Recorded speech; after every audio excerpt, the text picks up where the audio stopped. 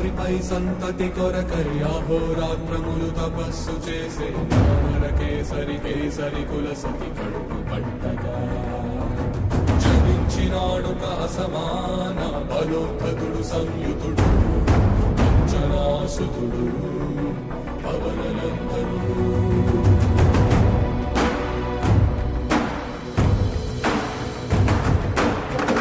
కిరణముల ఉదయాత్మి గని అది పండిన తీరని పంటను సూర్యమండలము పండితి కాలని వీళ్ళుడే తన దేహం నాడున రవి మరుగై జగము చీకటై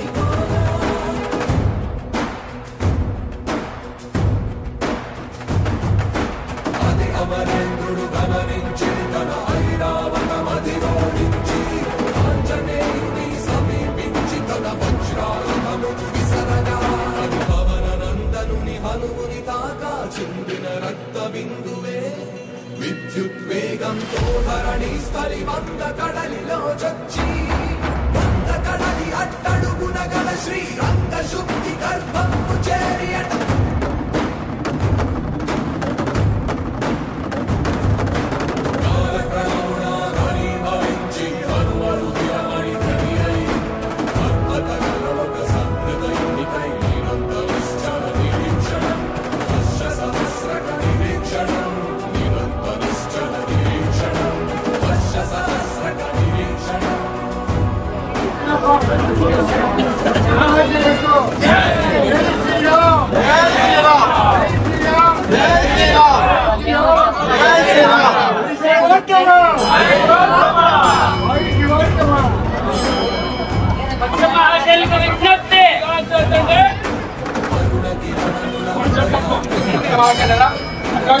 మనం మెట్టపట్ట ఆంజనేయ స్వామి బ్రహ్మోత్సవంలో జలవిందుగా జరిగేటటువంటి బ్రహ్మోత్సవంలో అందరూ పాల్పంచుకుంటున్నాము.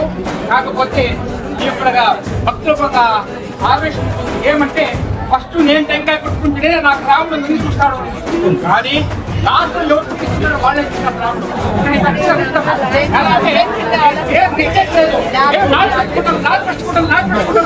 వచ్చి 10 మంది పడుతుంటారు కాబట్టి ఎవరు ఆశపడుతుంది. మీరు ఫస్ట్ కొట్టించుకున్నా, లాస్ట్ లో కొట్టించుకున్నా, మధ్యలో కొట్టించుకున్నా, ఎప్పుడైనా కొట్టించుకోండి టెంకాయ రాముడు మేము కూడా వింటాడు. కాబట్టి ఆధారపడద్దండి. కాబట్టి ఇప్పుడు బ్రహ్మరథంలో అక్కడికి వెళ్ళిన తర్వాత మళ్ళీ యథాస్థానానికి వస్తుంది. యథాస్థానం ఇక్కడికి వచ్చిన తర్వాత సాయంకాలం దేవుడు ఇక్కడ ఉంటాడు. కాబట్టి సాయంకాలం వరకు దేవుడు టెంకాయలు కొట్టిస్తాడు. కాబట్టి ఎవరు ఆధారపడకండి. నీటి తక్షణం దేవుడు వెళ్ళిపోవడం. కాబట్టి ఎవరు ఆధారపడకుండా ఈ యొక్క ఉత్సవాల్లో మనం సహకరించాలా. మనం సహకరిస్తేనే కార్యక్రమం ఏ చిన్న పొరపాటు జరిగినా మేము పేర్లో వచ్చి మాకు పొరపాటు జరిగా అనే భావన మొత్తం వ్యవస్థకి చెడ్డ పేరు వస్తుంది. కాబట్టి ఆ యొక్క చెడ్డ పేరు రాకుండా మనమందరూ సంతోషంగా సుఖంగా జరగవలసినటువంటి ఆశ్రమం యొక్క సమయంలో ఉంది. కాకపోతే ఇంకొక విషయం, మన పరిసర ప్రాంత ప్రజలకి ఒక విధి ఉంది. ఏమంటే దేవుడికి వేయాలా అని అరటిపండ్లు మామిడికాయలు వేస్తారు. దేవుడికి అరటిపండ్లు మామిడికాయలు వేయాలని ఏ శాస్త్రంలోనూ చెప్పలేదు, ఏ ఆగమంలోనూ చెప్పలేదు. చెప్పిందేమి దవనం వేయాలా. దవనం ఎక్కడ వేయాలా? కలిశానికి వేయాలా. స్వాములకి దేవుడికి కాబట్టి దయచేసి ఎవరు అరటిపండ్లు అవి వేయదండి. అవేమైనా వేసారనుకోండి మేము దిగేస్తాం. మేము దిగేస్తే దేవుడికి కలిగేది. దేవుడు ఏమన్నా పొరపాటు జరిగితే గ్రామానికి అరిష్టం, ఇది మాకు కాదు, గ్రామానికి అరిష్టం. కాబట్టి బాగా ఆలోచన చేయండి. ఈరోజు స్వామి ఏమో చెప్తాడు ఏం చేస్తామని. ఎవరైనా కానీ చేశారనుకోండి మేమైతే దిగేస్తాము. దేవుడు ఏమైనా పొరపాటు జరిగితే మొత్తం గ్రామానికి అరిష్టం అవుతుంది. కాబట్టి పదే పదే చెప్తున్నాను, దయచేసి ఎవరు అరటి పండ్లు అవన్నీ వేయకండి. మీకు చాలా దవనం వేయండి, కలిసానికి వేయండి. దేవుడికి వేయాలని ఎక్కడా చెప్పలేదు. కాబట్టి దవనం వేయండి లేదా రామనామ జపం చేయండి. అయోధ్య పేరు అంత గోడ చెప్తూ యొక్క ఉత్సవాన్ని దిగ్విజయంగా చెప్తుంటాం. ఇప్పుడు యథాస్థానం వచ్చిన తర్వాత అందరికీ టెంకాయలు చేయండి. కాబట్టి ఎవరు ఆవేశపడద్దండి. అందరూ వచ్చిన తర్వాత ప్రతి ఒక్కరికి టెంకాయలు పుట్టిస్తారు. అందరూ సహకరించండి. రామచంద్ర